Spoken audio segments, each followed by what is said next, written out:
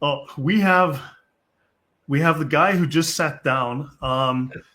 He has a name, but unfortunately, his personality got ahead of him. He became very famous for being incredibly dangerous in apologetics, and now he is called Usama Dakdok. Well, brother, it is always good and honor to be with you. If I become famous or not, I don't think I'll ever be famous. I don't want to be famous simply because I'm a very humble man. I want to keep it that way. Ha! You hear me? Greetings to you and all wonderful audience. Good to have you, brother. Yeah. So yeah, welcome back, everyone. Thank you. It's episode number 230, discussing the world's. You know what the should I say the words that want to fall out of my mind into my mouth and onto this the world's dumbest book, the world's most frustrating read, and You have to have skill to be able to get through that. Skill. no, someone has to drag you through it to force you. It is Listen, horrendous true story. reading. Lloyd, a true story. I maybe shared with you before, but I'll do it again anyway. So I got this friend of mine. Her name is Emel from Morocco. And she said, the Bible is just a book. I said, what do you mean? She said, I mean, it's written like a book. Everybody can read it and everybody can understand it. It's just a book. And I said, and? But she said, the Quran is the word of God. I said, and what is your evidence that? She said, when you read the Quran, it's so hard, it's so difficult, you can't understand. The level of the Quran writing and understanding is this high. It's like, it's this, the book itself, it testifies that it is the word of Allah because it's so hard to understand. I said, exactly. You follow me? They think because it's hard to understand the book, it means the author, it must be a great person. I think the author, if an author write a book and it is written above the average of the understanding of his audience, that's not a smart author. That's a dumb author. An author needs to communicate with his people. He needs to communicate with them in their level. So if God will talk like God, no one can understand it. But God is speaking to human for the human to understand his words, his truths, his knowledge. Therefore, his book must be written for the human to understand. Buddy-o. So yeah, so what we need to do is we need to take take the New Testament, randomize the pages, take the details of a lot of the stories, just strip them Throw it out, out. just strip out a Throw it lot of out. the details, and then give that to the Muslims. So And add some story. They don't even know who's talking to who. And also add some weird words you don't even know what language it is. Then you come up with the Quran. Hey, I got you. I know what you're talking about. yeah, no Islamic origins. He's right. Hey Mel, welcome. Great to see you. Yeah, no, it is a little tough to understand, and it's on the face of it, it is nonsense. But hey, what can we say? You know. So yeah, well, we are in chapter 14 today. The story Hey, of we're moving on, brother. Yasin. 14 minus 41 is how much? Far too many. Far too many. You know. This is life. As at least the story of Yasin. Can you say that? Yeah. Yasin. You know what's interesting is how often the Quran makes reference to ancient Arabian gods, like Sin. Right now, Yasin. I mean, the Islamic scholars claim that. I mean, they make all sorts of claims about it. You know that it's, but it's simply a reference to Shin. This is the Babylonian god, and Babylonian god. He was. I mean, this is the, and in Yemen, which was the dominant culture at the time and the dominant religion, the Yeah. Babylonian religion was their religion, just under regional names, and the name for the Babylonian god was Sin in Yemen. Hmm.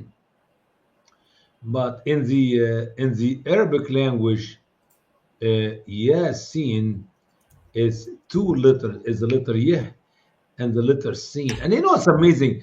Muslim will tell you, Muslim, that's Quran chapter 36, by the way. And Muslim will tell you every letter in the Quran is a miracle. Even Alif Lam Mim, Alif Lam Ra, Qaf, Noon, Yasin. All these are miracles, man. You have to understand this is not just a book. It's the word of Yeah. Allah.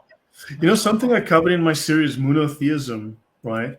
I go Yeah. through a number of these Quran surahs that are named after pagan deities. Let me just bring up this one quickly. I love it. I love what you. That's a good study you're doing. I mean, I love to learn from you some of this information because believe it or not, when you come up So, with something like that, I never heard that before. well, I mean, so these are Quran surahs named after pagan deities, right? I'll just quickly go through this. Quran 36, Ya Sin. Now, scholars call this the heart of the Quran. I mean, this is termed the heart of the Quran. And the meaning of Ya Sin is unknown according to scholars. It is Sure. debated amongst the Whoa, whoa, whoa, scholars. whoa, And whoa, whoa, whoa. It's unknown to us, but it is very known to Allah. Allah knows best. yeah, no, but the scholar, I mean, this was, I'm actually quoting here from a, I think it's like Islam QA or whatever it is. And it's saying Yeah. it's debated. One interpretation is, "O human being, it is representative of the divine origin of the book." But we know we can trace it back to Shin is the You know, what was the name of the Babylonian god now again? Oh God, the Babylonian Which pantheon, one? Yeah. the pantheon of Babylon, Baal, basically, and he was just the name Sin was what the Yemenis gave the head of the pantheon instead of Baal. They just called him Shin or Sin. Hmm. So, for instance, Quran 54, Al Qamar is the moon, who was another god of Arabia. This was a god of Sure. Arabia. He had 12 different states because of the 12 phases of the moon. Ar-Rahman, Quran 55 is an interesting one. But then Al-Najm, the star, right? Then you have Al-Mulk, Al-Malik, the king, dominion. Okay, Akkadian Mulk, Moloch, right? Al-Buruj, the constellations, the mansions of the stars. At-Tariq, the morning star, which was different. In that region was Venus, Sirius, and Canopus. And Muslims hate the fact that Muhammad's family and his parents were all pagans. Even Muhammad is a pagan in the Sirah. Well, He for worships. 40 years, he did not have any problem to kiss the black stone until he claimed it to be a gift from heaven to earth for the Yeah, receiving of the forgiveness of sin. Kissing it, and he yeah. sacrifices an animal to Al Uzza. He worshipped. He and his wife And- worshipped Al Uzza. yeah. So you've got Asham's the sun. There's just so much that is. And you know what's interesting? Allah is the Lord of Sirius. Let me just take this text on top away. Allah actually is the Lord of Sirius. It says in An-Najm, the star, and He, Allah alone, is the Lord of Sirius.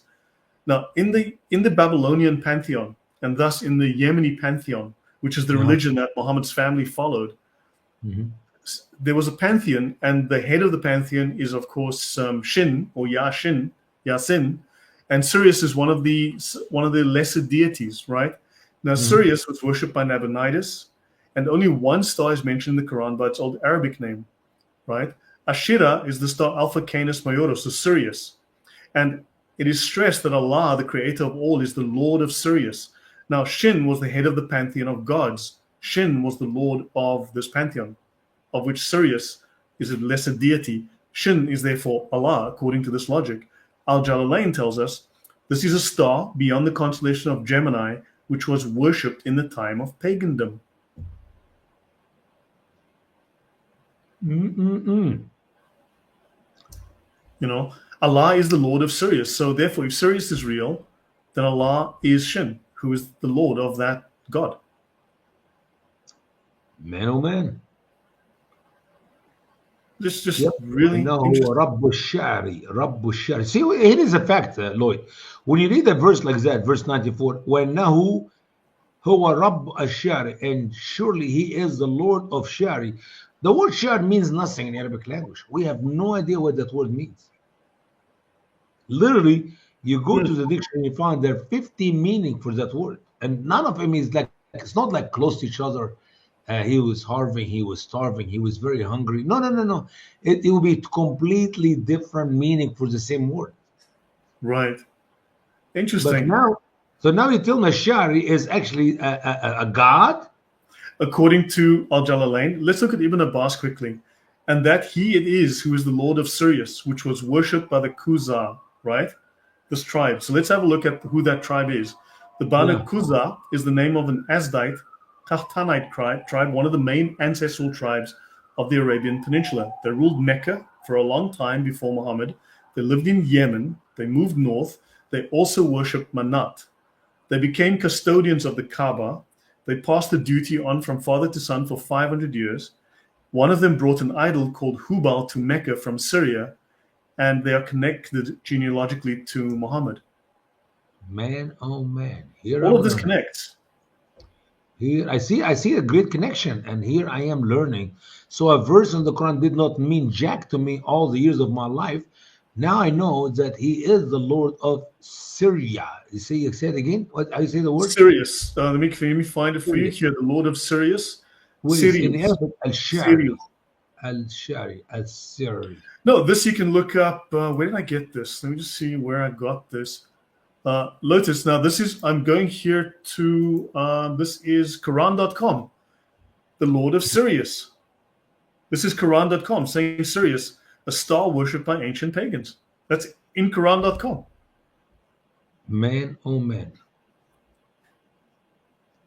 Let me look at something quickly here before we move on to our study here. Sandra says nothing to see here. Right, Sandro, you're right. Nothing to see here.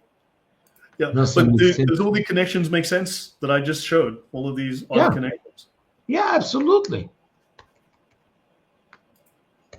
Absolutely. Let me see here. Al-Shari.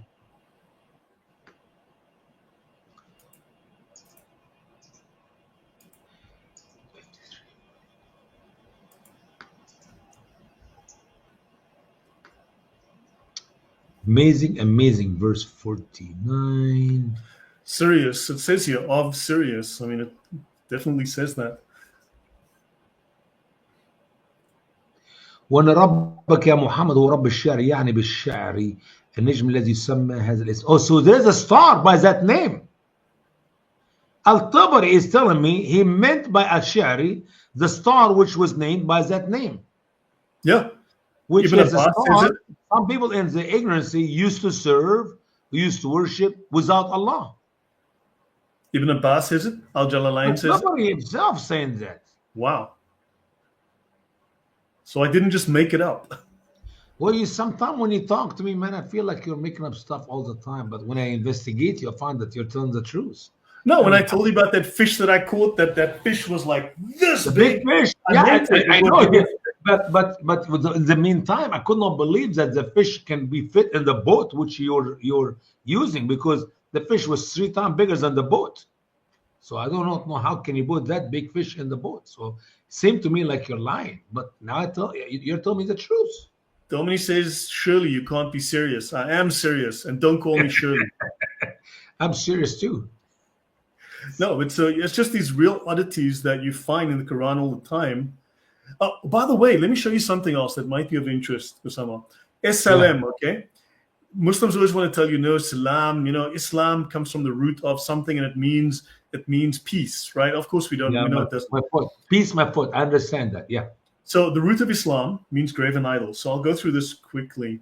Thou shalt not make unto thee any graven image. Now we are told that the Arabic salam, Islam, okay? So that, right? Now a common Semitic word, salam, right? Strong's H 67, 54, and 55 is image or heathen gods, and it's referred to in these biblical passages. Now, salam, the earliest known form, is in the name of Shalim, the ancient god of dusk of Ugarit or Canaan in Syria, right? This is where the Israelites eventually assembled. This was north on the coast, right? And this is Venus, the evening star, the offspring of El with Atirat. In Akkadian, they call it Salmu, inscribed, graven image, statue. In Aramaic and Syriac, Salma means image or idol. Found in Nabatean, Palmyrene, and Arab Hatra in northern Mesopotamia. Hatra was an Arab city that was founded in Iraq. Okay, they had it, and it had temples to all the gods. It was a trading city settled by Arabs. In pre-Islamic Arabia, Silim is an object dedicated to a deity. And in feminine, the feminine form is Salamat. In Yemen, it is singular, dual, and plural. Now, notice here though, right?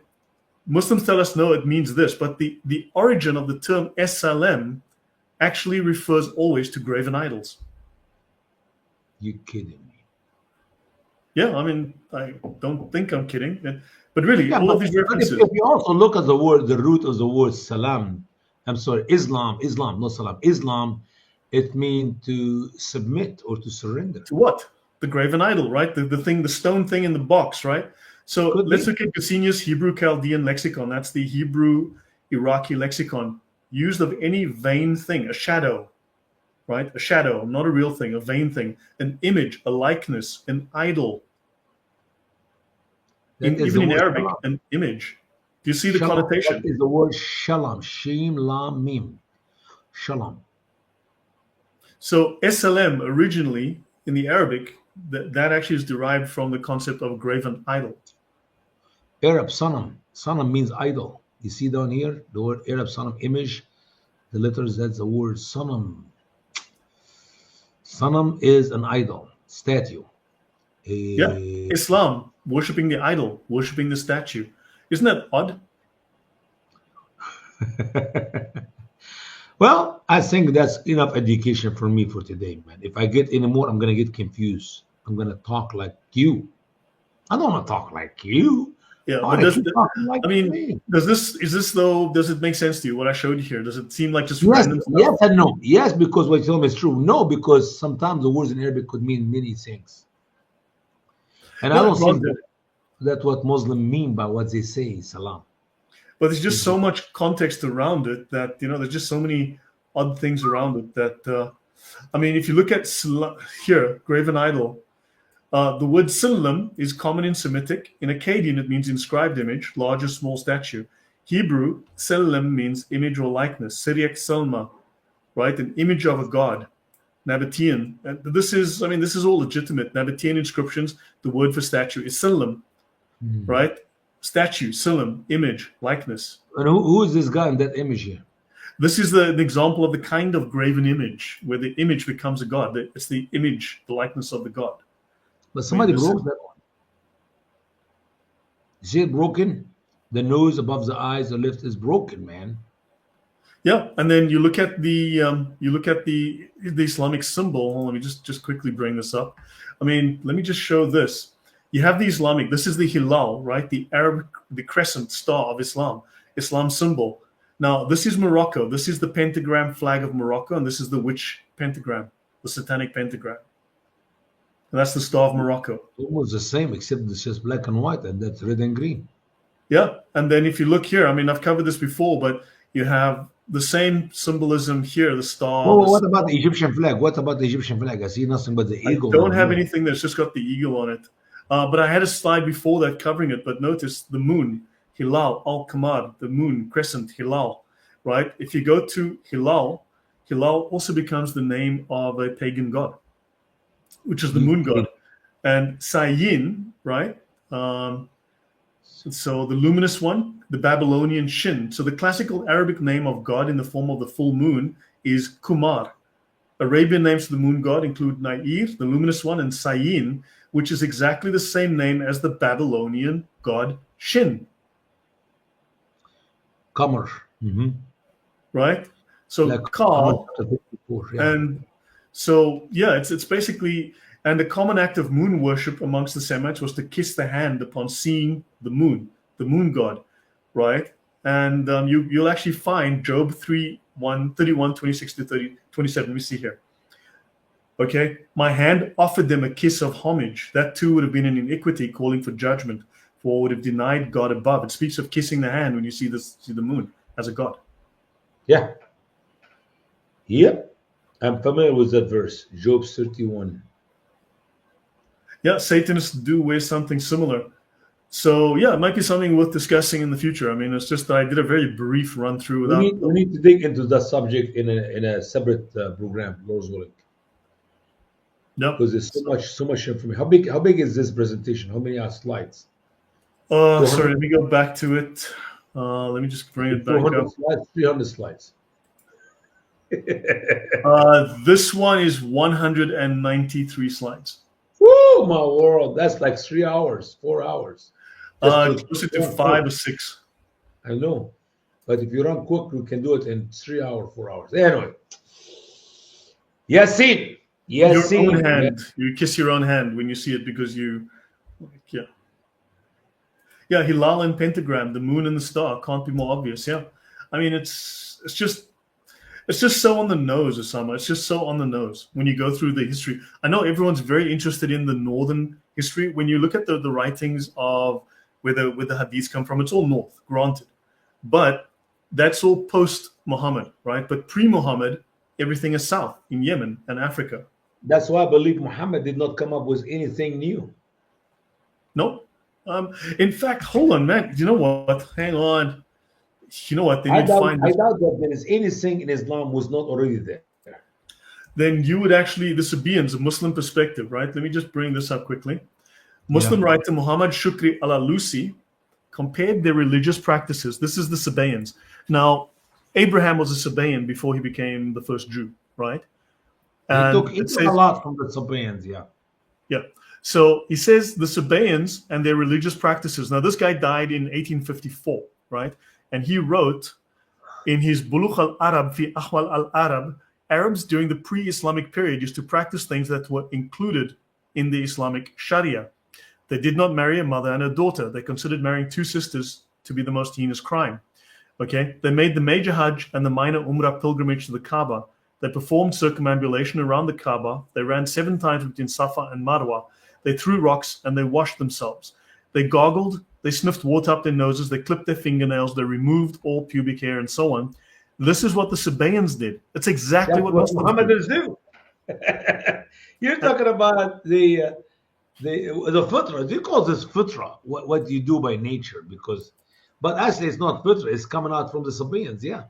Yeah, and he says here the Sabaeans have 5 prayers, like the 5 prayers of the No, Muslims. no, no. There were 7 prayers, not 5. Yeah, but others say they had 7 prayers, 5 of which are comparable to the prayers of the Muslims, right? Yeah. Which is the 6th and 7th prayer.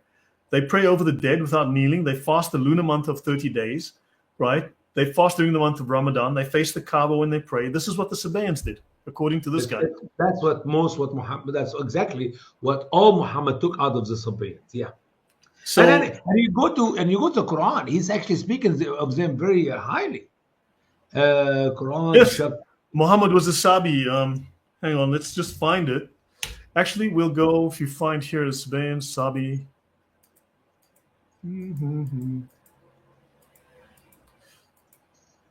Muhammad the Sabi, let me bring that up. So it was said about the Sabians of Iran, they used to make a yearly pilgrimage.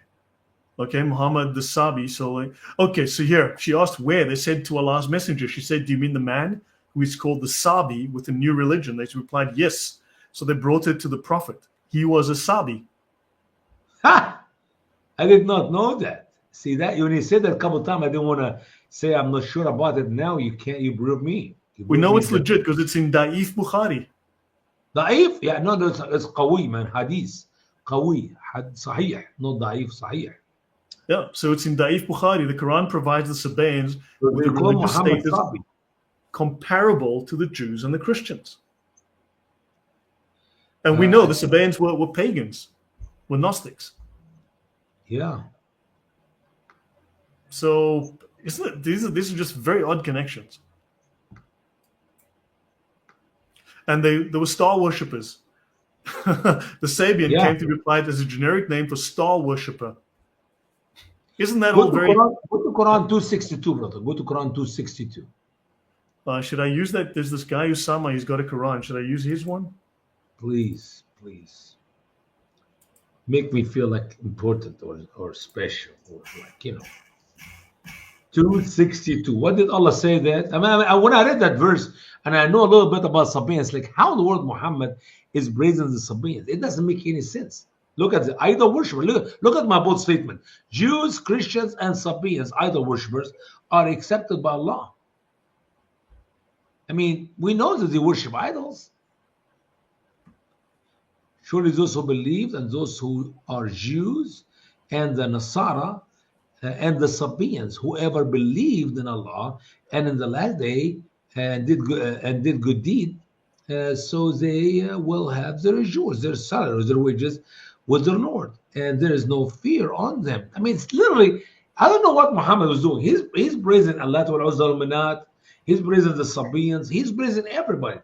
He's trying to hold the stick in the middle to make everybody happy, that everybody accept him, but obviously he did not work. Yeah. So it's just interesting that all of this is largely ignored by the scholars who are very interested in the development of Islamic literature in the later centuries. Granted, but a lot of the foundation of Islam comes from before Muhammad, and it's all of it's based on this all this Babylonian slash Yemeni slash African influence.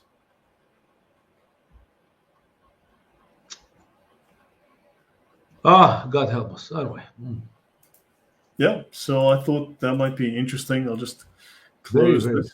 We need to dig deep into that, man. Yeah, I covered it with Adam. I did it on his channel some time ago. That was my most popular series, you know. Yeah. Okay, so shall we do this one? The story of Let's do Yasin. it. I am so excited. I cannot wait. My eyes like. Okay, it's a short chapter, so let's try and we'll see if we can finish it. I'm not sure we will. Okay, Yeah, yeah. Ibn Kathir began the story by stating that Quran 36, 13 to 29. Notice that the name of this portion of revelation of the Quran is Yasin, pronounced in Arabic as Yasin. Although the name Yasin is not written, he said these verses are about the people of Yasin. And they give them a parable of the companion of the village when the messenger came to them. When we sent to them two, so they denied them. So we strengthened them with a third.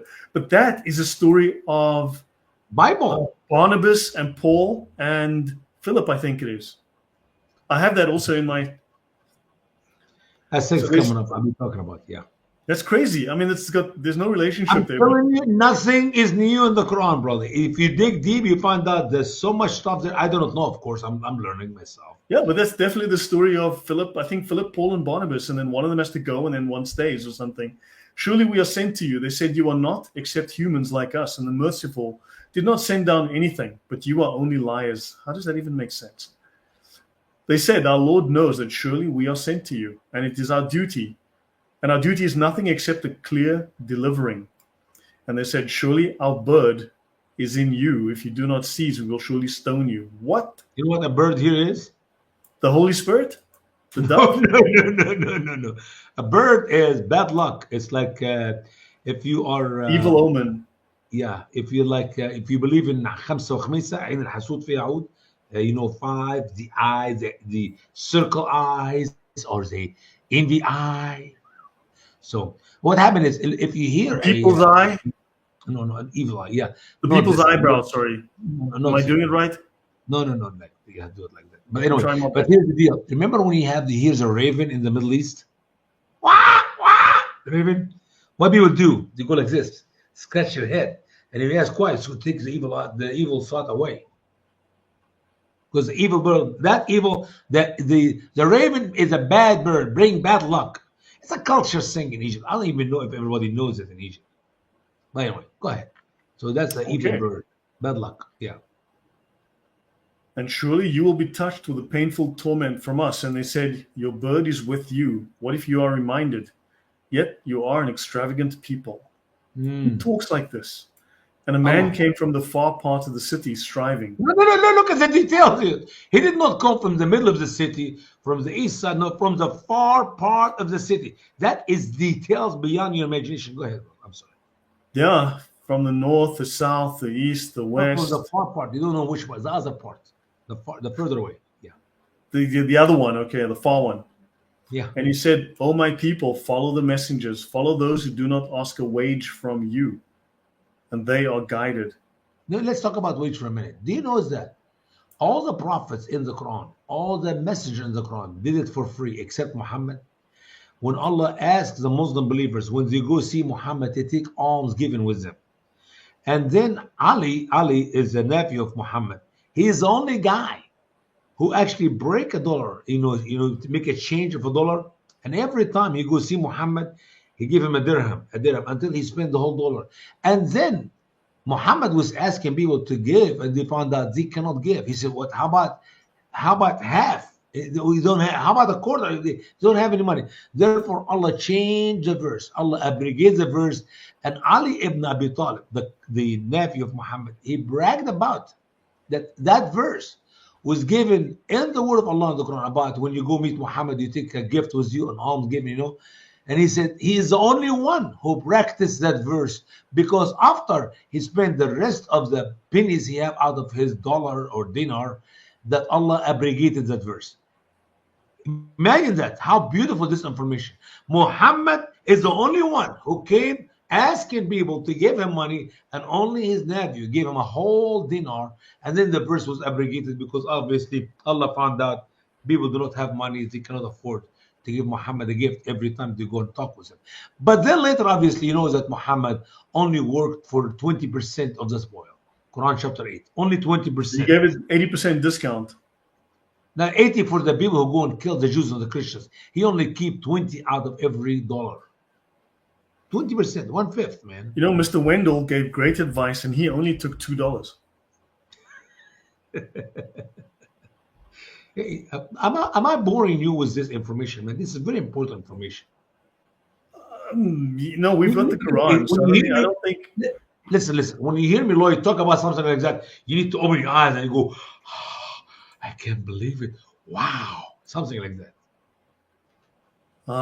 Mashallah. Yeah, now we're talking. Mashallah, mashallah. Go ahead, 20, whatever verse you need. You know, after listening to that story, I need to take beer, a lot of beer. I have one in the fridge. I'll be right back. No. Don't take beer while we're doing the show. Wait until we finish and you can take all the beer you want. And why should I not serve him who created me, and to whom will you be returned? Yes. And to whom you will be returned? Will I take gods without him? Should the merciful desire to afflict me, their intercession will not avert anything from me, nor will they deliver me. Surely then I am in an obvious error. Surely I believed in your Lord, so hear me. Who talks like this? The prophet, which we do not know who is he. I mean, think about it. You're telling me about a prophet.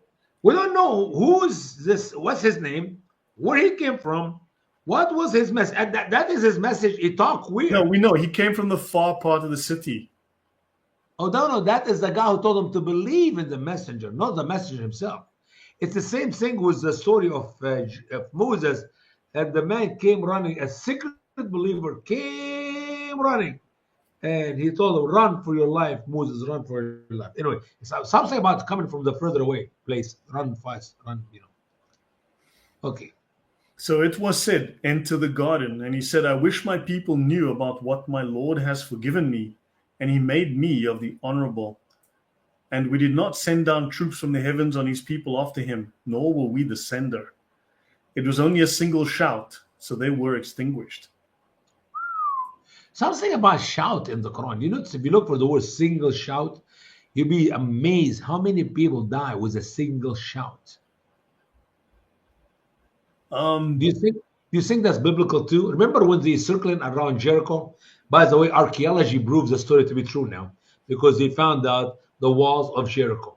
But think about it, in their circling around with Joshua and the children of Israel, they circle around that village or that city, Jericho, for 7 days. Every day they circle one time, and they were quiet, no voice, no noise. In the 7th day, they circled 6 times quietly, and in the 7 times they actually shout, ah, whatever shout they made, and that's when the wall fall down. Do you think Muhammad got this idea about single shout out of that story, the biblical story of Jericho? You know, it kind of sounds like that makes sense. I mean, what is a single shout? I mean, how can they single shout destroy somebody? Can you explain to me any other way?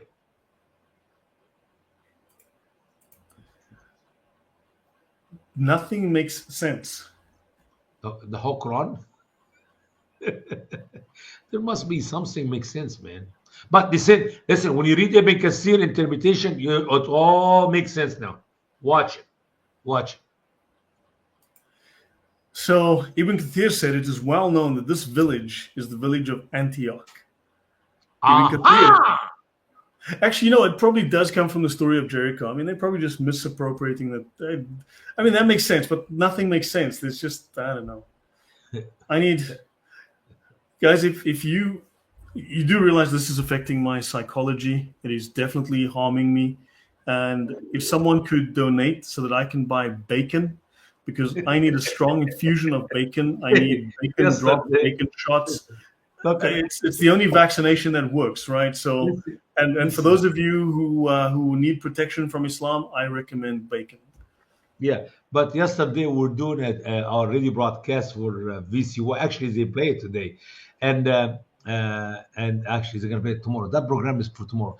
And the Muslims are in England are complaining about the use of the use for the word bacon or the use of the word dog. So now in England they will not allow people to use the word bacon or dog. You understand that? So I could not come up with a better answer than that, where I played the commercial of the dog, bacon, bacon, bacon. I can't read, bacon. Have you seen that commercial before? No, but we need to donate to the Bacon Emergency Fund right now. Eh, Send in bacon, guys. Just send bacon. Just lots of it. I'm gonna need it. So anyway, it was a good commercial, man. You need to watch the show so you understand what we're talking about. We're gonna be doing it tomorrow live on TV. All right. So Ibn Ishaq said that Ibn Abbas and others said that it used to have a king by the name of Antichos, Ibn Antichos, and he used to See? worship idols. That name alone is true. Antichos ibn in Antioch, that is in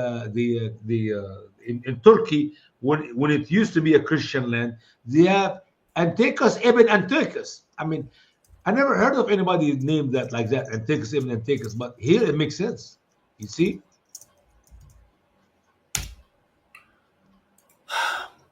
Yes, yes. Just say yes. Allah sent him 3 messengers, Sadiq, Masdaq, and Shalom. He called them liars, and that's why it is clear they were messages from Allah. Yeah, that's you guys are a bunch of liars. Yeah, now you know that's how you know we're from Allah. You know, Qatada, on the other hand, said they were messages of the Christ, Jesus. wow. This is painful. Many other Muslim scholars agreed. They stated that the names of these messengers were Simon, John, and Paul, and the name of the village was Antioch. Oh, wow. Thank you very much, Silver. He says £20, some Silver Mubasa, bacon money. But to be fair, Dakdok was normal before he started coming on your show, Lloyd. Oh, thank you so much. You know what? Well, I'm glad that the Lord put me together with Brother Lloyd. I'm having fun with him. I really do. Can't wait for the next show. You know, here's someone who thinks he's being intelligent. A black dog begging for bacon. Ooh, that's what Brother Yusuf said yesterday. He said, imagine if you talk about black dog, that make a big difference. Yeah, fascinating. A black dog begging for bacon. Obviously from Moon Roof. I wonder, the moon. I wonder what religion he could be from. So fascinating. Yeah. However, Ibn Kathir, now this is interesting. I mean, Simon, yeah, was it Simon, John, and Paul that went to Antioch? I mean, but yeah, I remember that story. However, Ibn Kathir said that this was very weak. I mean, but that's exactly the story that is part of the Bible that they seem to be copying. It was said that Jesus had sent 3 disciples to the people. But I don't believe Simon ever left Jerusalem. It was Paul and Barnabas and John, I believe. John Marcus. But let's read. I cannot remember what I wrote in it. Let's continue to read. Actually, you know what? Let me have a look at something here. Yeah, please look at something. Hold on. What am I looking up here? So, let me see. Antioch. Let's see who is the missionaries, biblical missionaries went to Antioch. Now I'm going to find Antioch here. I'm just trying to find something because I have it listed in one of my talks. Maybe you wrote it yourself?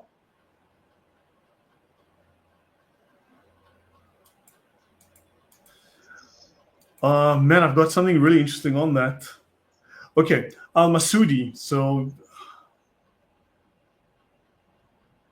okay, here, let me show you just very briefly because I could barely remember the reference here.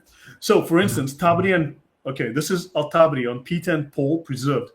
Scholars like Tabri ignore this narrative. He mentions that Paul, okay, he mentions Paul with his arrival and crucifixion in Rome, together with Peter by the order of Emperor Nero. Man, Paul was crucified in Rome.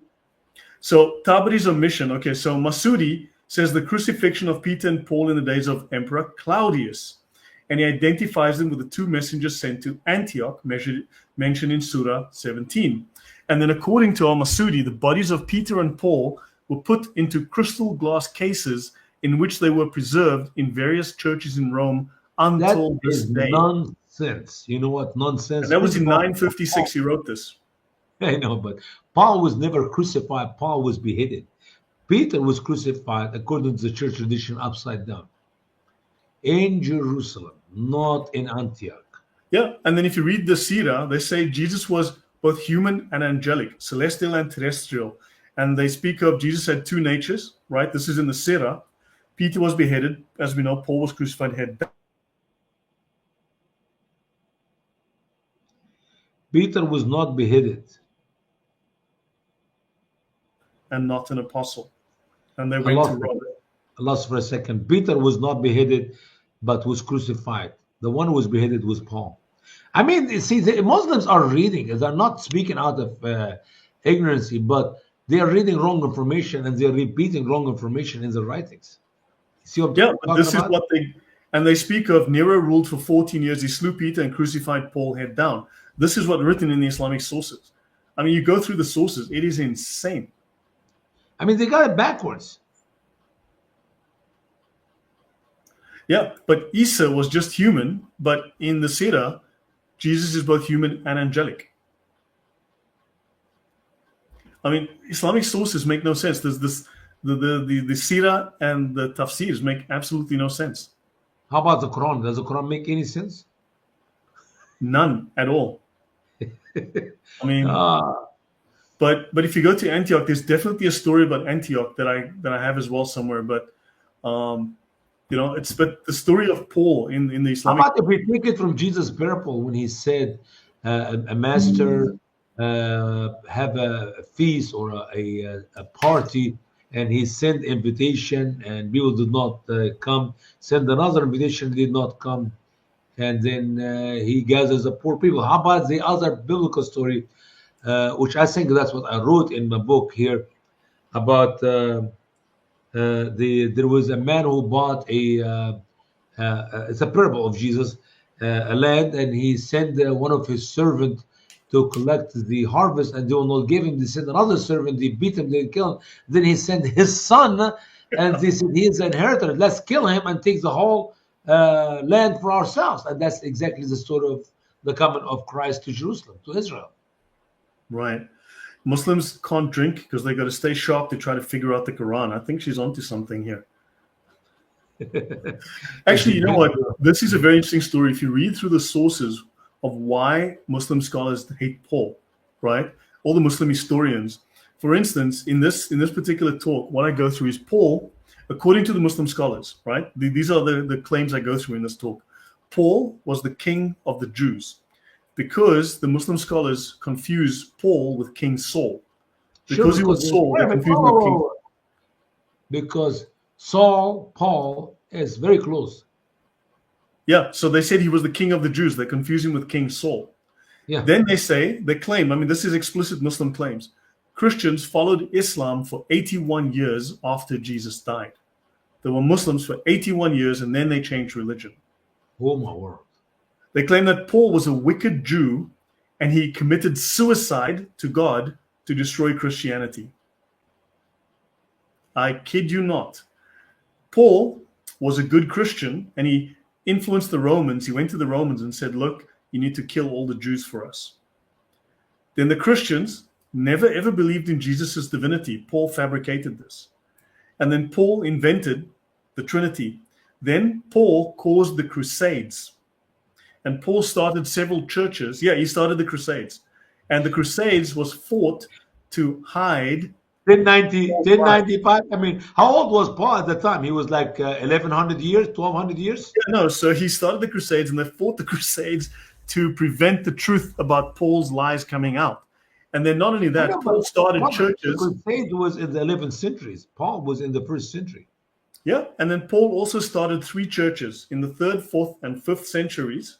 He started three churches, and what he did was he had three followers, and he gave those followers three sets of contradictory information so that these guys would fight and destroy Christianity. Normally, I don't drink but water, and I cannot drink but water, so I cannot help it. Let me have a sip of water. Go ahead, brother. And Go then a ahead. Muslim believer, a true believer, saved Christ's teachings, and they went underground and hid for centuries until Muhammad came along, when they recognized him as the successor of Jesus, and they Amen. said, you've brought back the truth of Islam, and we follow Amen. you because we've got the same truth. MashaAllah, MashaAllah. Can I say the Shahada now, or we wait?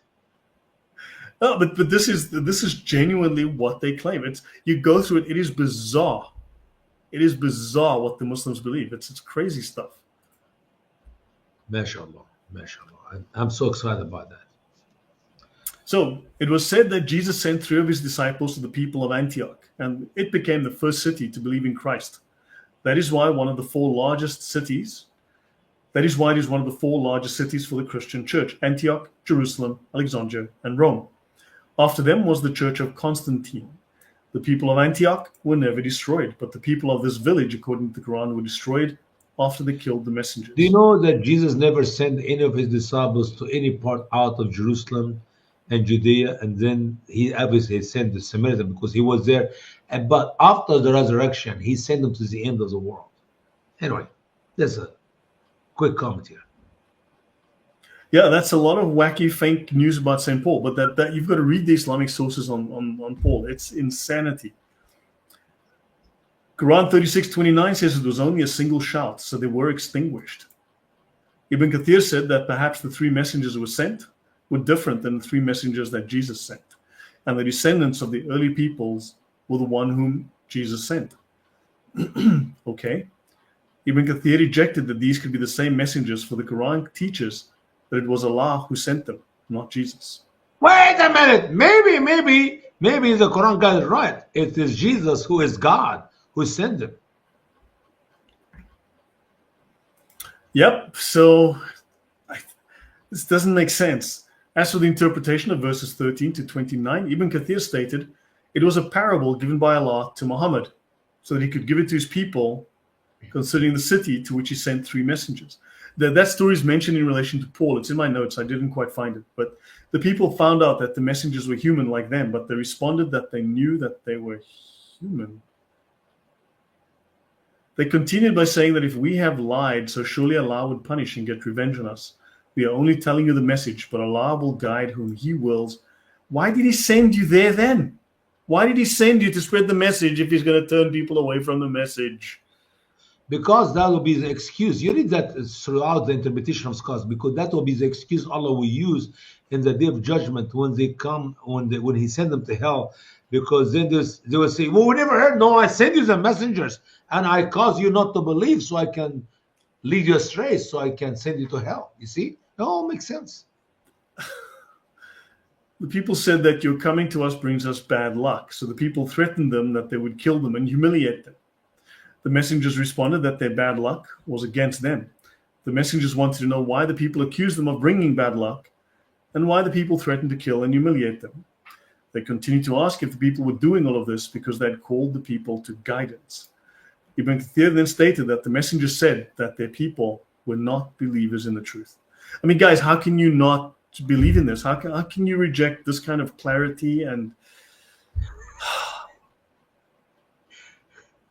You should as we're immediately. saying, Yeah. and a man came from the far part of the city, and he said, That's important. That's very important part of the story. Yes. "O my people, follow the messengers." And so this man came to support the messengers. He showed his belief and support. He assured people that the three messengers were only calling them to the truth without asking for wages. But how does this guy know now? Here's my question. How did the world this guy know that these are three messengers and just speaking the truth? Especially when he was far away, when he came from. Don't worry, Allah will clarify later, just down below. Don't worry, I it's guess coming. we're okay now. Details coming now. And so you said that, the three messengers are calling them to truth, and they called them to worship Allah alone. For the man was in error by worshipping others and leaving Allah. But he never worshipped Allah in the beginning anyway. He never left Allah. He never was there. But then he spoke to the messengers, surely I believe in your Lord, so hear me. It was also said that he was speaking to his people to tell about his faith in the messengers of Allah. So they killed him. They killed him? That escalated really fast. I thought there was going to be like a plot, a subplot. Yeah, well, And it was just like, and then they killed him. Yeah. So they killed him by stoning him, it was said. Or maybe they killed him by rods. Or maybe little birds flew into him. I don't know. It was also said they jumped on him all at once and killed him. I need to fake my death as well. This is a good idea. I need to fake my death so I never have to read this. Listen, did you read any of that in the verse of the Quran? I mean, all this information, this is supposed to be interpretation to verse 20, brother. Do me a favor. Go back again in the same paragraph. I know you're really suffering. In verse 20. No. In the same page, man. In the same page. You go up a little bit. Go up a little bit. And a man came from the far part of the city, and he said, my people, follow the messengers. What does this have to do with what Ibn Kathir said below it? I don't think Muslims understand what is to interpret, man. Hermeneutics does not mean anything to the Muslim. I mean, I can read a verse of the Quran and I can make up a beautiful story about something else, and I will call that interpretation, and Muslim will love it. I mean, where is the killing? Where did he say to the people? Where did he say to the messenger? Where did jump to him one time or one at a time or get a sword? No, you see, Usama, you understand that two things go together, right? Yeah. Love and marriage and jumping and shouting. So because they were shouting, they also had to be jumping. Have you never seen kids?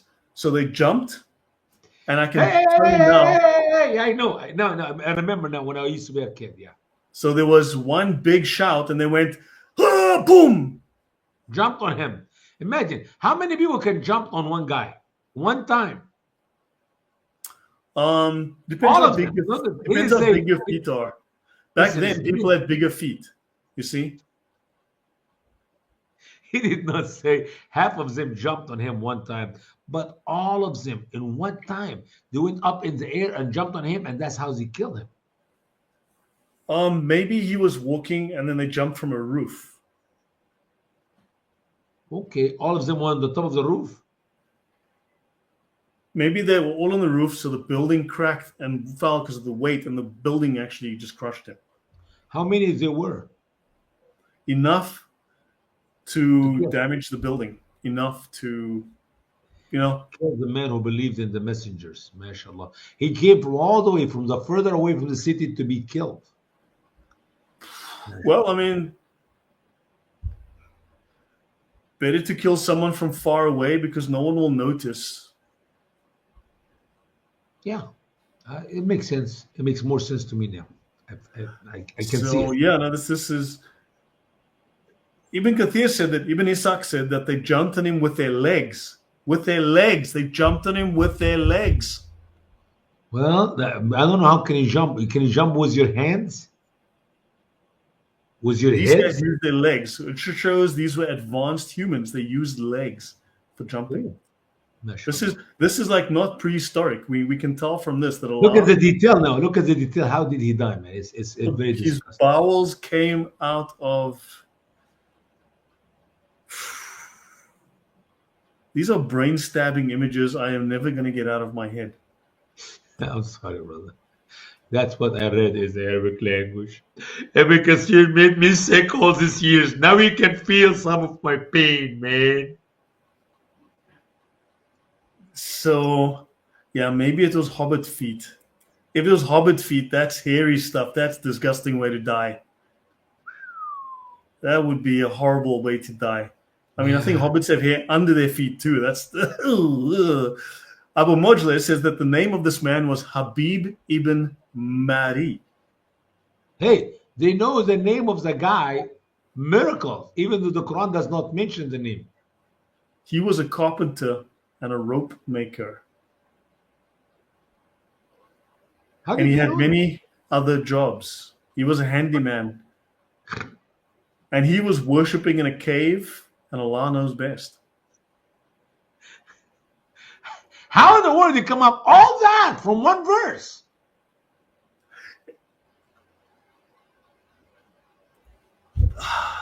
You have no answer. I smoked you, man. I ask a simple question and you have no answer. Goodbye.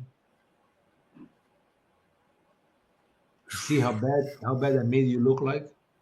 You know what? I mean, someone's just mentioning a question about the Al Zut here, and it's like sometimes when when you say I'm going to jump on that person, you don't quite mean with your feet, because once we had this word over here, it's like how exactly did they jump on him that it affected that part of his body? You know what I'm saying?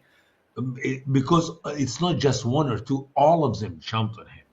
One If at you a get all time. the people to jump one time, all of them one time, for sure that's what happened to the person. His bowels will come out of his thing. Backwards. You know?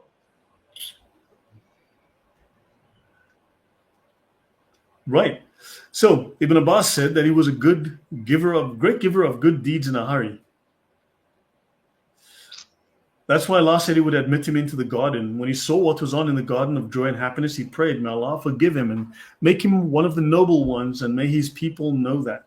Wait a Meaning minute. that he Wait. wished his people would believe He his went maker. to the garden and then he prayed, may Allah forgive him. He went to the garden with all his sin on his head. Doesn't make any sense. How can Allah put somebody with sin into the garden? But sin have nothing to do with Too many anything. questions here. Yeah. So he hoped that others could receive what he had received from Allah. Ibn Abbas said that this man advised these people in his life when he said, O my people, follow the messengers. He also advised them after his death when he said in Quran 36, I wish my people knew about what my Lord has forgiven me, and he made me of the honorable. How can he advise them when he's already dead? But this is before he was dead. He said Advised that them before he was dead. after his. No, listen, brother, listen. You cannot take me with a quick talk like that. He also advised them after his death. How can you advise some people when you're dead?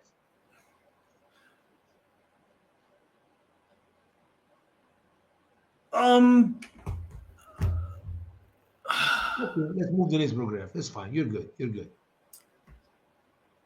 And then Quran 36 says, and we did not send down troops from the heavens on his people after him. Wow. Nor were we the sender. And this means that Allah said we did not need to take revenge upon until the troops came down from heaven on them. However, Mujahid and Qatada said that he meant message, not troops. Okay. I thought Muhammad was sent as a mercy to all mankind. If that's the case, how can Allah said he did not send? He will not send. It's what is the tense here? Past and present and future. It seemed to me it's a continuation in the present tense to the future to come. Sandro has a solution. It is beyond human reasoning, and you won't understand it. Oh, because it's a word of Allah. But that's wait a minute. That Ave is Maria's imagination is starting to implode. People are being damaged by this, Usama. This is causing emotional sorry, trauma. I'm sorry. How many times I apologize? I'm getting Islamo trauma. That's why people get Islamophobia. It's this that causes it.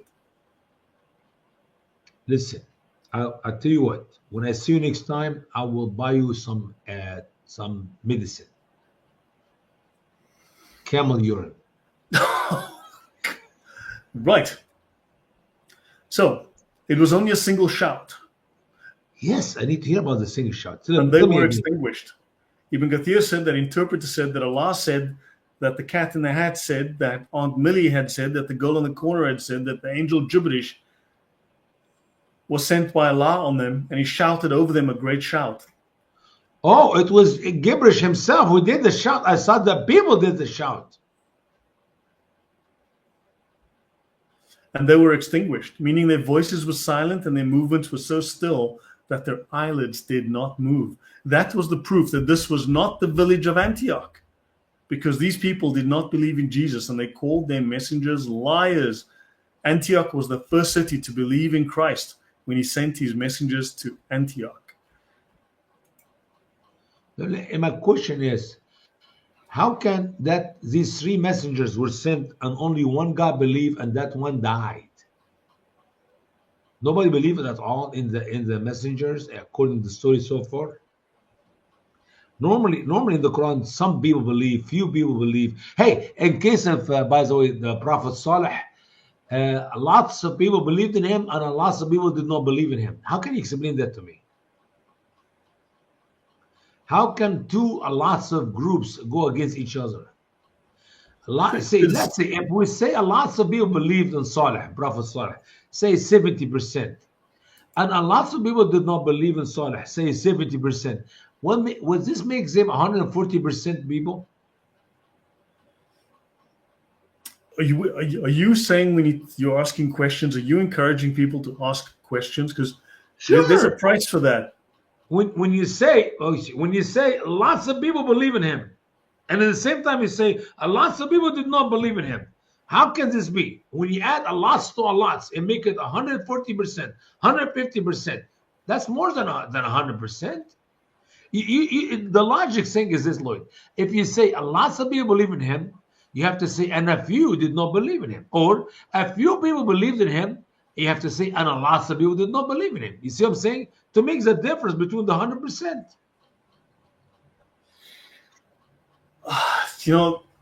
If you ask questions, you leave Islam. And now you know why. Because there are no answers, there are only questions. Yeah, 5:101, man. My favorite verse. 5. You know the fifth? In America, we have the fifth. If you take the fifth, that means I'm not going to answer. I'm not going to talk. And you go to 101, 5:101, Allah said, don't ask. I plead the fifth. Exactly. You know what I'm talking about. Yeah. Do you have that in Poland? Or you have to talk? The sad thing is in Poland, they'll ask you questions you can't understand. Oh, you can't understand the question. That means you cannot answer anyway. Exactly. My wife makes me offers I can't understand either. So. Oh, well. So no one knows who these people were, when they lived, who their messengers were, what city it was, who they killed, why they jumped on him or didn't jump on him or killed him with a fish, whatever. It's very vague. It can mean anything. Perhaps this is a twisted version of the parable of the vineyard in the Bible in Luke 20. Aha! See, I told you that earlier. You don't believe me. Here's a summary. There was a man who planted a vineyard, and he put workers in it. When the time came, he sent a servant to bring him some of the fruit. But the vineyard workers beat the servant, and they sent him away empty-handed. The owner sent him another servant, and the workers scourged and dishonored the servant and sent him away empty-handed. Then the owner sent a third servant, and the same thing happened. Then the owner of the vineyard said, what should I do? I will send my beloved son. The one came from far. Whoa. The beloved son, the one who came from far away, further away from the city. Okay. Far away. Yeah. But perhaps if they see, keep going. So perhaps if they see and receive him, they will revere him. Instead, when they saw him, they said amongst themselves, he is the heir. So let's kill him and the inheritance will be ours. Why would the father give you the money for killing? Yeah. So they took him outside the vineyard and they killed him. What should be done to such people? The father must come and destroy those people and give the vineyard to others. At the end of the parable, those who heard Jesus say this said, God forbid. This is an important parable because it tells the entire story of what God is trying to do with man. God sent many prophets. But people refused to believe and turned from their wicked ways. Instead, they killed these prophets. Then God sent his son and he was killed. That is the message of the story. Jesus said that the stone which the builders rejected is the cornerstone, Jesus Christ himself. I think I really believe that Muhammad heard the story, or those who helped him to write the poetry of the Quran heard the story about this parable here, and somehow they just made it up to the verses we just read on the Quran. I mean, this is how the Quran is written. An idea came by from some other books, from other beliefs, from whatever, and Muhammad liked it, so he will take it and twist it and put it in a poetry form, and he put it in the Quran. It obviously is very vague. He don't even know who's talking to who, because this. Where is the detail in the Quran? Do you see anything written in the Quran with details? Nothing. And then you get to the scholar like Ibn Kathir and others, and they will eventually make up some fabrication, which they call interpretation, and now Muslims believe in the Quran 100%. Yeah, good grief. It's I sad. just wonder, I'm trying to find something from From your book, your material. but there's some interesting stuff here that on this. The Muslims confuse Saint Paul with Paul of Samosata, Yeah. right? So let me just take that away. So the scholars, there's a guy. So Paul of Samosata, they call him Bulus al-Shimshati, and he's the bishop of Antioch, right? And he was in 260 A.D. So he was dismissed in 269 for a heresy named after him, called the Paulianist heresy, right? So basically, he was a Unitarian. He denied the Trinity and also adoptionism. So Jesus was a creature adopted by God, kind of thing. And according to the 19th canon of the First Council of Nicaea, his followers could only remain in the church after rebaptism. Now, in some of these Islamic sources, Bulus al-Shimshati was the first to claim that Jesus combined manhood and divinity. And before that, they said Christians were unanimous that Jesus was created as a human, right, which is a Gnostic view. But now, in the Islamic sources, this is the very same act that's attributed to Paul.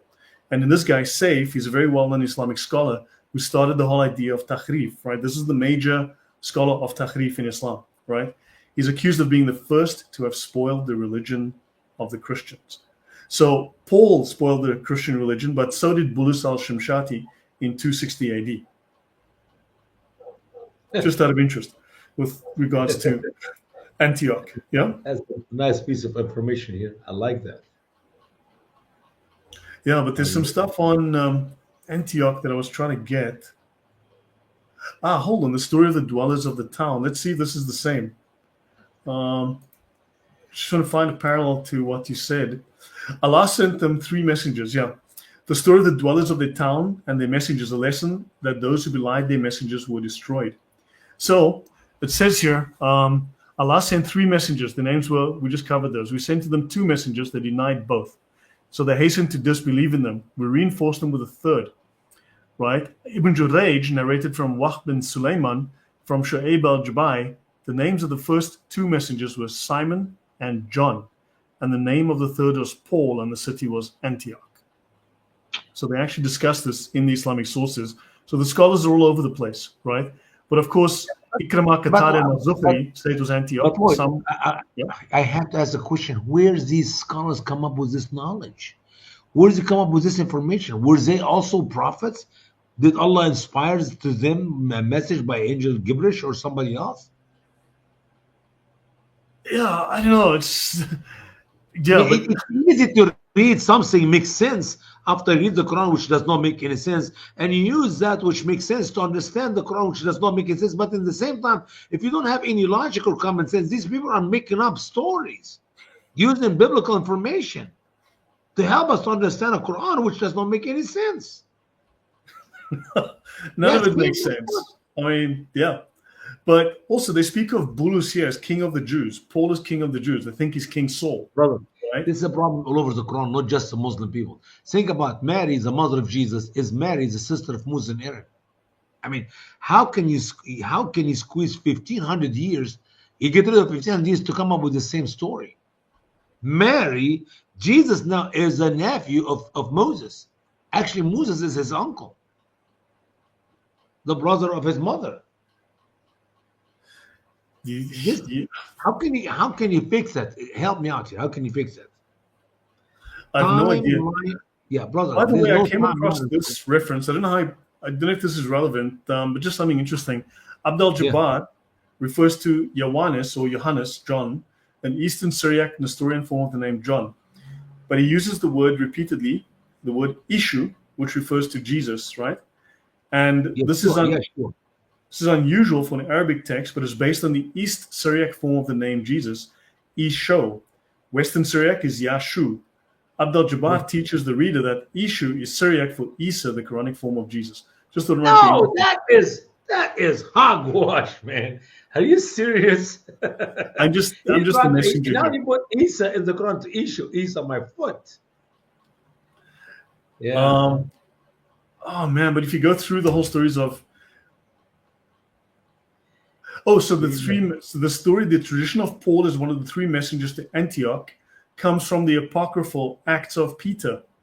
It contains a miracle contest between Saint Peter and Simon Magus. So the first record of the tradition that Saint Peter was crucified head down. Okay. So Ibn Kathir refers to Simon, John, and Paul, but he doesn't believe that it's Antioch. And then of course they have all of these claims about that Paul and Peter were preserved in glass coffins in Rome and all of that. It's just. I think Ibn Kathir we could change his name to Ibn Khalil. You know what the difference between Ibn Kathir and Ibn Khalil? No. Kathir means much. He's the son of much, but in reality, he's the son of little. Wait, sorry, I missed that. Sorry. Khalil is less. Kathir is much. Okay. So I think he's the son of less, not the son of much. Right. Yeah. The guy is empty here. Yeah, but I mean, the tafsir is just completely disqualified. I don't believe, Lloyd, people understand what the word tafsir actually means. It's supposed to be interpretation, not fabrication. They're two different words, tafsir and ikhtira'. Tafsir is interpretation, ikhtira' is fabrication. You cannot interpret a verse with information that does not exist in the verse, or in another verse to support that verse in the Bible or in whatever book you're reading. So it's just foolishness. This is simply pure foolishness. Interpretation of the Quran is a fabrication by so-called Muslim scholars to help the Muslim to understand an ambiguous book. End of story. Not just in the story as we have seen today in our study of Yasin, but even the other stories which coming up. We're going to have some more biblical stories coming up. Obviously, we're going to find that it will look, as Brother Muhib said, when you talk about the stories of the Quran, which does not have a biblical story, it's kind of hard to come up with. Here is the true story. Here is the operation, because it's just made up. I mean, here we're talking about a parable taken out of context and fabricated information. But Jonah is coming up. I think Jonah will make more sense. Quran, in my book, chapter 14, Jonah will make more sense to see how foolish the word of Allah in the Quran is when you compare it to the true biblical story of Jonah in the book of Jonah in the Bible. Because you got something to go back to. All right? Yasin, we don't have anything to go back to except I just saw it, I guess. It's talking about the parable of Jesus. Or how is this story even about Yasin? Who was Yasin? When did he show up? What was his part? Was he the driver of the getaway car? What was his role here? Brother, it's the same as Saleh. It's the same as Shaib. It is the same with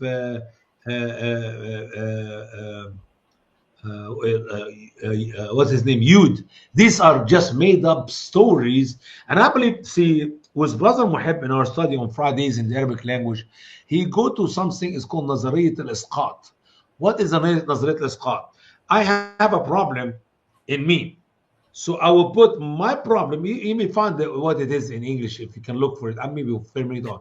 I'll find what's wrong in me in Lloyd. So maybe I say my nose is so big, and Lloyd have a big nose. So instead of I say I have a big nose, oh, Lloyd have a big nose, or Lloyd is big, is a fat guy because I am fat. All what Muhammad went through while he's claiming to be a prophet, if this is a true story, he put on other people before him, so he will not be the only one who's rejected. think about it. If they reject previous prophets, if they call previous prophets liars, then it's okay for Muhammad to continue to claim to be a prophet because people rejected him and people call him a liar. It's a psychology ideology, which is isqat in Arabic. I don't even know how to say it in English. I don't need the word. It is what you go through in your life, you drop on other people before you, Yeah, so you're you make projecting. yourself, Yeah, you're huh? projecting. Yeah, Yeah, projecting. rejected. So you make yourself accepted. So that's how Muhammad made up many stories in the Quran. Like these messengers who rejected, it's not just me rejected, Muhammad said, but other rejected.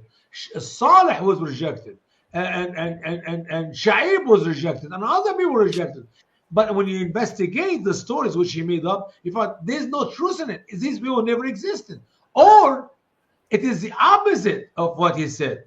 Because in the case of Moses, not only Moses, people believed in him, and 2.5, 3 million people left Egypt and went to the promised land under the leadership of Moses, but even the sorcerers, the Egyptian sorcerers, believed in Moses and went out with him from Egypt to the promised land, according to the Quran. You see the problem here?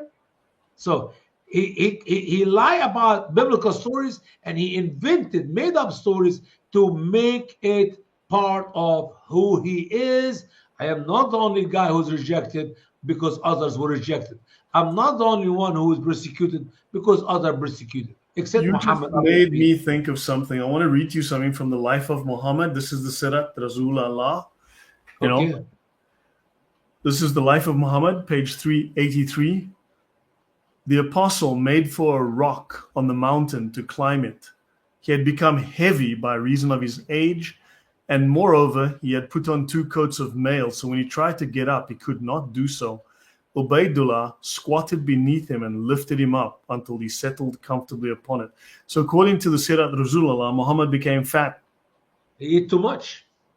He got rich. So much meat. Yeah. And then on the day of resurrection, a huge fat man will come who will not weigh the weight of the wing of a mosquito in Allah's sight. Yeah, we shall not give them any Now, weight now, on the now, day of now you move resurrection. from, yeah, now you move from something logical to some stupidity. Yeah, no, because he's got to say, well, being fat don't matter, man. Because in the sight of Allah, you're too small. You're too tiny, bite like a mosquito's size. Yeah, but apparently Muhammad, got a little heavy at the end of the time. I think he had it so good in the end. Just I out of think we're interest. going to cut it short today. We're going to cut it short for the audience. I know they suffer a lot in the previous portion. I apologize about that. But we'll make it better next program. Next program, it will be Jonah, and we'll actually have a laughter there. There's some comedy We there. can do that. So guys, look, if there's one thing you learned today, however much bacon you're taking as vaccine, you need more of it. Yeah. So I recommend you double your bacon dose, two rashers of bacon every morning. I recommend bacon flavored chips, bacon flavored sweets. Put bacon under your mattress. Just do whatever you have to. Use it as a friend of mine. She used the piece of bacon as a bookmark for inside the Quran. So between the pages, she. I'm not kidding you. She actually Bacon used bookmarks. very cooked bacon. She dried it so good, and she marked the pages of the Quran with it. Her Quran is loaded with fat.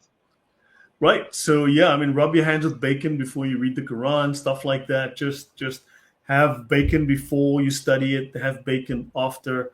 This is the Bacon, only way bacon, to keep bacon, yourself bacon. safe from Yeah, Islam. I Okay. can't read bacon.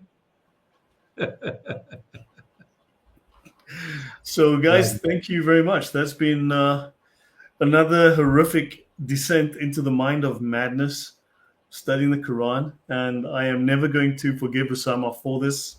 I Hey, now at need to least go. now, whoa, excuse me. Now, at least you learn about Prophet Yasin and the people of Yasin. Before today, you Yeah, were he came from so far away. Then aware. he said, "Hey, listen to these guys." Then he got killed.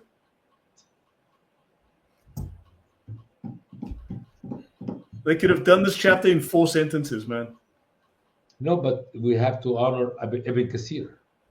But how was he a prophet? How was that established? When was Uh, that? Where? How? remember, we said don't ask. Why asking questions, man? I asked the question, you complain. Now you ask me the questions. I don't like the way you talk to me. Yeah. So guys, I recommend a strong bacon detox. All right. So Hey, sausage is good too if it's made out of pork. Sausage. pork is the most popular form of meat here in Poland. It's like pork central. So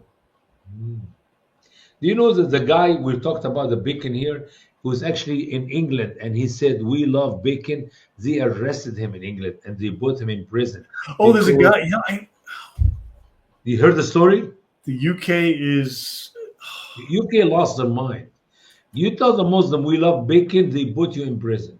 Do you know? You know, there's this story about came out of Scotland with the young girl who had the two weapons. She had the knife and the axe, but they were being Yeah, filmed and followed by this migrant, obviously. And the one girl was saying she's 12 years old. Leave her alone. Don't touch her. Don't touch my sister. I've These seen girls that are video. screaming for the men to leave them alone, right? Of Yeah, course, the police arrest the girl, sure. right? They don't arrest the migrants who are harassing the girls. No, Why no, are no. they The leaving? migrants, listen. The migrants have the right to catch the 12 years old girl and rape her. And then if they arrest him, they apologize to him and release him. But she will be arrested by saying, don't touch me or don't get close to me, don't rape me. Yeah, And she will but be in prison for a long time. I promise but you. you remember the video starts where they said you guys are kitty bashers. Right? The one girl is shouting, "You guys are kitty bashers! You guys are kitty bashers!" She said it like 2 or 3 times. So it turns out that wasn't the whole video. What had happened was apparently the migrants had kicked another girl to the ground and beat her. So they'd hurt another girl. So the girls were going. That's why they were calling these migrants kitty bashers for beating up children. And that's Yeah. why the girl was angry because obviously they'd been for months harassed by these people, and she's carrying weapons to protect her friends. I think that and the people of Europe need to wise up and not rise against the Muslims. They need to rise against the stupid government which rules them. That's what I said in my program Yeah, last night as I was recording my show.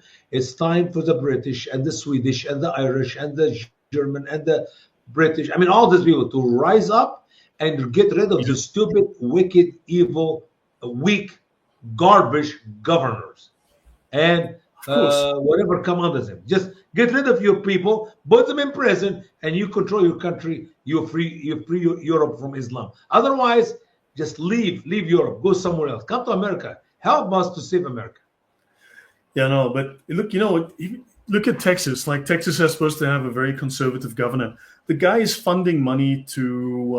to numerous Islamic associations, Islamic Yeah, agencies. Texas has had more. listen, he's holding the stick in the middle. He does not want them to build Islamic community, but he will give him a few $1 million to help them to build some Islamic center or some mosque. Because they say, I'm not a racist, I'm not Islamophobe. Look, I'm giving you hundreds Yeah, of thousands exactly. of But dollars. Texas has had more Islamic attacks than any other state, and this guy is doing all the wrong things while claiming to have all the right credentials. I mean, the governor of Texas is the guy's playing both sides. Yeah, it's sad. It's sad. Yeah, but I mean, all that's happening is, I mean, I think they're simply hastening on the next crusade. I Yeah. mean, war's coming. I think everyone knows this is not going to end It's going to be peacefully. a I bad think, civil war in Europe before America if the people of Europe will have a little bit anger. So far, they're cold, they're taking it easy, they're rude. A man rape his wife, a man rape his daughter, and he just smile, go to court, call the police arrested the guy. 48 hours, they release him, let him go free. And these men, if they have some respect, they should get rid of these wicked governments. I'm telling you, they are there to accommodate the Muslims, not to protect the people of Europe. It's time to get rid of them, or you're going to end with civil war, and the police and the government will stand up with the Muslims against you, people of Europe. So that's yeah, how no, they're going to end. no. Oh wow, Janice says no. It won't be a civil war. It's definitely not going to be civil, and that's unfortunate. I mean, a Well, year ago, this would have been considered a crazy outlandish theory. Now If, everyone's talking listen, about if it. The it's not going to news. be civil war, it will be total destruction of Europe. Muslim will take over That's. the entire country. I don't think so, Sama. I think they might believe, but they're starting to wake up the dragon. I think I see some women waking up in England to speak no against the women. I Yeah, mean, you see the whole flag thing. I mean, look, the flag is a symbol of presence, right? But also it's a yeah, symbol of domination. When you raise your flag, you raise your colors. It's a symbol of a political position, but also it's a symbol of seizing territory, of owning or taking territory.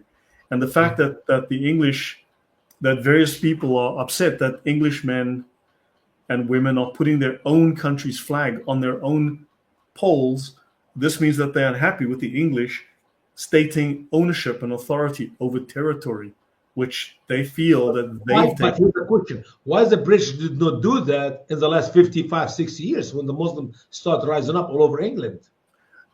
You don't want to be racist now, do you? What racism have to do with anything with that? I'm a British guy. I like my flag. I'm gonna fly it up everywhere. That have nothing to do with racism. This is Hmm. called country Yeah, I mean, ownership. It's called, yeah. someone's asking about just war theory. I mean, look, if you look at the Crusades happened 462 years after the Muslims had invaded the Yeah, first Christian for country. 70 something, for And 72 industry. you're talking 462 years. So the Muslims had taken at that point 75% of what was known as Christendom, Christian lands, before the Christians were able to rally a force and go and fight them and keep them out Yes. of Europe. Yeah. So it took a lot of convincing. But I think now, look, you know what? Muslims are a minority in Europe still. Yes, they can cause a lot of damage, and Mhm. they've been obviously preparing. But the thing is that the dominoes, once they fall in Europe, you have so much larger local population. And if you look at Europeans, are only a generation or two away from what happened in World War II. Few people Yeah. realize after Germany was defeated in World War II, Germans had populated large parts of Central and Eastern Europe. Like something like 12 million Germans had settled there. And the Europeans sent them back, made them walk in winter, and most of them died. They didn't care because they were the enemy. And I think you'll see the same thing happen. The English were invaded by the Danes, and they were so tired of them after a while, they slaughtered a lot of them, including their descendants. So, and they nearly wiped them out completely from the English DNA. They were so sick and tired of it. So, this is coming back. I mean, that's my fear that this is coming back. Yeah. Yeah. We pray. Pray the Lord will give the people in Europe some wisdom to stand up for their rights, stand up for their country, and get rid of these Muslims. Get rid of them.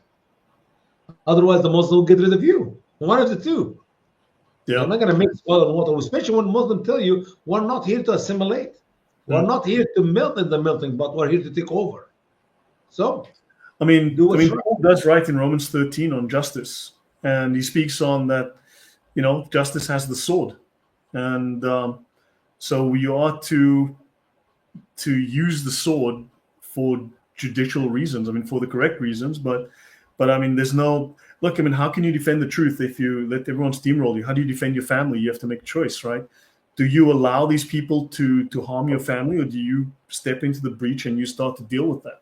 I mean, you got to protect the people behind you. You can't let evil be victorious by doing nothing. Turning the other cheek was more, I think, about dealing with insult than dealing with physical threats because you are allowing a greater harm. I mean, evil should be stopped. Brother Lloyd, I have no problem to turn my cheek because I will follow Christ. You personally attack me, I will forgive you and turn my other cheek. But if you touch my wife, if you touch my daughter, it's over my dead body. Because the same Bible which teach to turn the other cheek is also teach us to love our wives as Christ loved the church. Jesus died for the church. I will die for my wife. I will die for my daughter. And that's what makes me sick when I see the British and the Swedish and the German and the Irish and all the people in Europe, their wives have been raped, their daughters have been raped, and they're standing there like nothing. I never heard any Muslim, any people of the people of Europe who are victims of these rape cases, thousands and thousands of them, did anything about it. What's wrong with you people? Are you really love it? Muslim raping your daughters and your wives? No, they've been suppressed by the state. But I think this is changing, and an event will occur. Something will happen. I mean, something that happened in France, which is something I grew up with in South Africa. A group of migrants, black migrants, took over a neighborhood. They put up barriers. They started to burn tires on the streets. I grew up with that. It's still happening today in South Africa. Sure. So they will start to claim territory. They will start to use irregular warfare. And there is no negotiation with this. At some point, you have to throw them out or put them down, harshly suppress them. There will be no way of polite negotiation, unfortunately. You're dealing with a mindset that really doesn't like you very much. Let's put it that way. God helps. God helps. So that's that. So yeah, things are changing, but I mean, I don't think it's wrong to defend yourself. I don't think it's wrong to defend your country, God, family, country, and sometimes you have to fight. That's why we have warriors. There's plenty of examples of God asking people to fight, and people fighting to defend themselves. The fact that Jesus was, let's say, not someone who got into fistfights doesn't mean that was his example. Doesn't mean that that's your example. You're not Jesus. In the Bible, Jesus did use force when it comes to the glory of the Father, when he went to the temple and cleaned it. I mean, literally, that's not the soft talk, please move out. He forced people out. If Jesus can clean the temple because people made the temple a market, why can't the people of Europe clean their country, which become now a place for foreigners to come to rape your children, rape your wives? Hello? Okay. It's the same ideology, same belief. There's nothing wrong about defending your house, clean your land, and get rid of this savage who are there for one reason only, to take over. It's invasion. It is invasion after infiltration. You cannot let it continue like that. Because I think people are realizing the threat. People sense now a threat. And because they've got X, they've got social media, they can talk about it, they can rally around these issues. Brother, I cannot wait to talk to a liberal in my life, here in America or anywhere else, to defend the Muslims, to defend the refugees, to defend the asylum seekers, because I will give them a piece of my mind, because they're stupid. If you have not read that book, don't you dare talk about the Muslim in any positive way. Have you read that book and you like what's in that book? Go ahead, give your wife and your daughter and your granddaughters as well, if she's over 6 or 7 years old. Go ahead, give them to your Muslim neighbor, because that's how stupid you become. But if you don't know anything about Islam, it's time for you to shut up, educate yourself, and get rid of them. They're worse than cancer, man. They're worse than cancer. God helps. For sure. Our time is up. So guys, I think we can call it a night here. Look, things are accelerating, and an event will occur. Something's going to happen. Yep. They're going to push people too far. And what's coming next week? Every week, what's coming next week is bad. Bad. I mean, look what's happening in the States. The closer you get to the kickoff point, right? The closer you get to violence, the more force you have to use to prevent that violence from occurring, from flaring That's up. the only way you can save your country. Yeah. So you don't want to wait for the violence to happen, but the closer you get to the trigger point, the more force you have to use to prevent that. And unfortunately, there comes a point where taking action is going to cause violence regardless. And you don't want to manage the decline, you want to win. I think at this point, you have to choose and pay the price. So guys, thank you. Brother. God bless all the wonderful audience we have. And please like us. If you don't like me, just like Lloyd, and share that video with others. Amen. And if you don't like me, just make sure you like bacon, okay? Bacon will save you. Eat more bacon. It's good for you. Eat more bacon, exactly. So guys, it'll keep you safe from Islam. All right. Take care, guys. God bless. Good night. God bless you too. Bye-bye.